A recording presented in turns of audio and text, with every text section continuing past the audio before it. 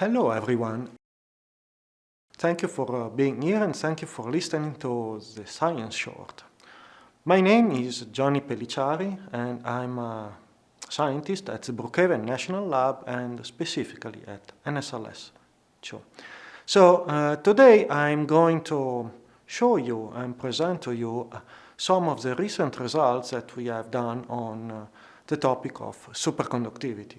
And as you can see from this presentation, the title of this presentation, we worked on superconductivity of the nickel era, which is a new chapter in a long history.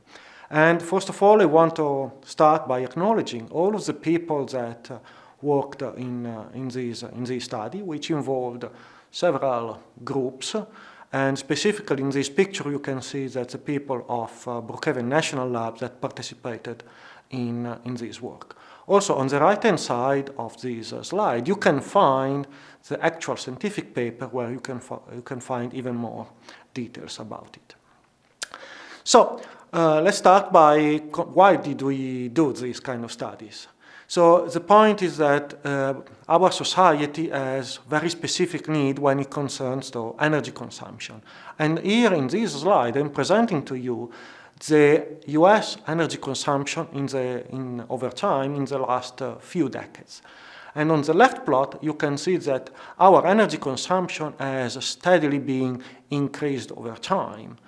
And the production of this energy can come from multiple sources.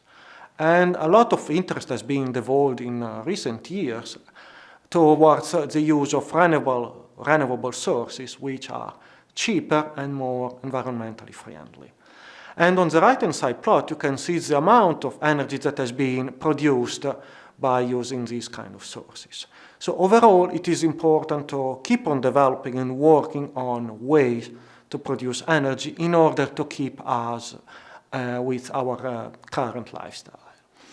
And the US is particularly lucky to have several sources of energy, as you can see in these two maps. And on the left-hand side, you can find that the US is particularly rich in terms of wind, which can be used to produce energy, and it is particularly rich in the middle portion of the US, going from north to south. US is also particularly rich in sun, and especially if you live in the south, you can find on the right part of this slide that you can have very, very good days with a lot of sun that can be used to produce energy in a sustainable, cheap, and efficient way. However, if you know the United States, geographically speaking, you know that most of the people actually live on the coast side, as highlighted by this map, where you can see that the more red parts are the one where most of the people live. And so you have kind of conundrum where you have potential energy production of sun and wind in the middle portion of the United States, and you have where most of the energy is used on the east and west side of the United States. So it is important to transport energy besides only producing it. And during this transport process, obviously, you have inevitable power loss in the transportation. So here, science comes in our help, and therefore the question to ask scientists is, can we have materials that can enable the transport of current in power lines, minimizing or even without dissipation? And the answer is yes. If we had a perfect metal, we would have no energy loss, and it would be convenient and economic. And actually, these materials exist, and they are called superconductors. Superconductors are materials that, when cooled down, display a resistivity that goes to zero. And you can consider resistivity as the friction that electrons experience when a current is gone through the material. And on top of these, superconductors also have other very, very important properties, such as the Meissner effect, which is the complete expulsion of magnetic field inside the superconductor itself that can be used for technological applications such based on the fact that you can have phenomena such as magnetic levitation.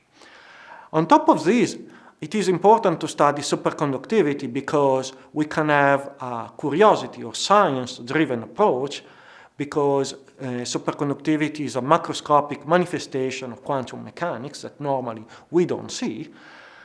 The basics of this phenomenon are really not fully understood, and there can be surprises and new physics to understand from a fundamental point of view. On top of this, also, the applicative side of things is extremely important because, for example, I mentioned already before the importance in transporting energy and production of energy using superconductors, but superconductors are also commonly used in medical devices such as nuclear magnetic resonance machines. The big problem of superconductivity, though, is that in order to achieve it, you need to cool down superconductors to extremely low temperature. So the big caveat is that you need to go to temperatures which are very, very cold. Specifically, you have to cool samples below 30 Kelvin, or 240 Celsius, or minus 400 Fahrenheit. And on this end, the coldest day that was ever recorded on Earth was July 24th in 1983, that recorded minus 130 degrees Fahrenheit. So you can see these very cute teddy bears that are saying, yeah, it's extremely cold, even for us, but still we are not able to make a material superconductor. However, the fact that we have to cool superconductor to this extremely low temperature is essentially impractical and extremely expensive for applications. So in this regard, it is important to improve our capability to develop superconductors in order to, on one side, improve their properties, in order to make better technology, and understand the superconductivity itself. And this essentially is based on the fact that we want to understand the science behind it. And once we understand the science behind it, we can essentially engineer and design better superconductors. So superconductivity actually was discovered a long time ago. It was specifically discovered in 1911 by the gentleman that you can see in the left-hand side of the slide, which is called Hans, a Dutch guy that discovered superconductivity in mercury.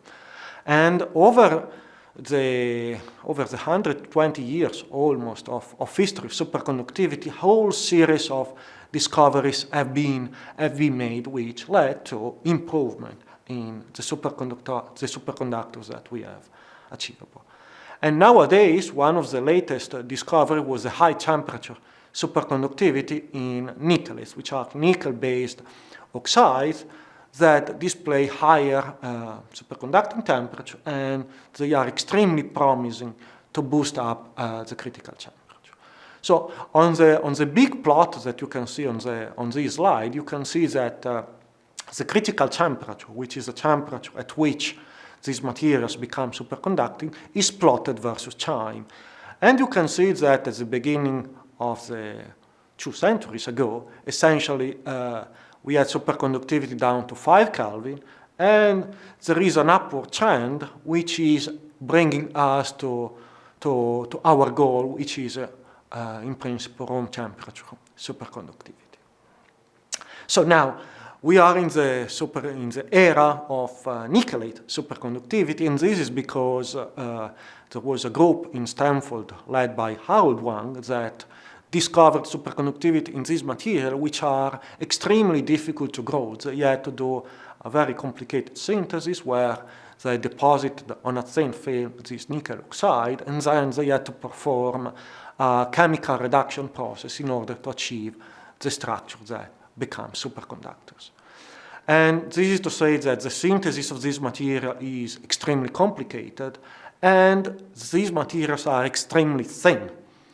However, from a more scientific perspective, the mechanism that leads to superconductivity is not yet known, because superconductivity was discovered only a few years ago. However, there is a strong hypothesis that comes from what we know so far from the history of superconductor, which is that magnetism is involved in the whole process. And therefore, the first question that we asked ourselves was whether there is any magnetism in this new superconducting material. And in this regard, there are challenges because these materials are extremely thin, and this makes X-rays, and specifically NSLS-II, extremely suitable to answer this question.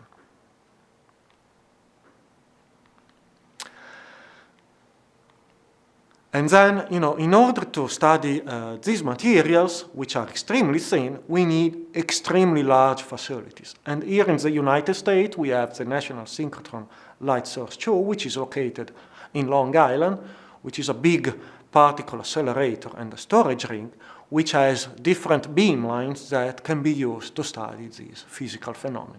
Specifically in this study, we use the SIX beamline and the CSX beamline, which are located in the position that you can see in this slide.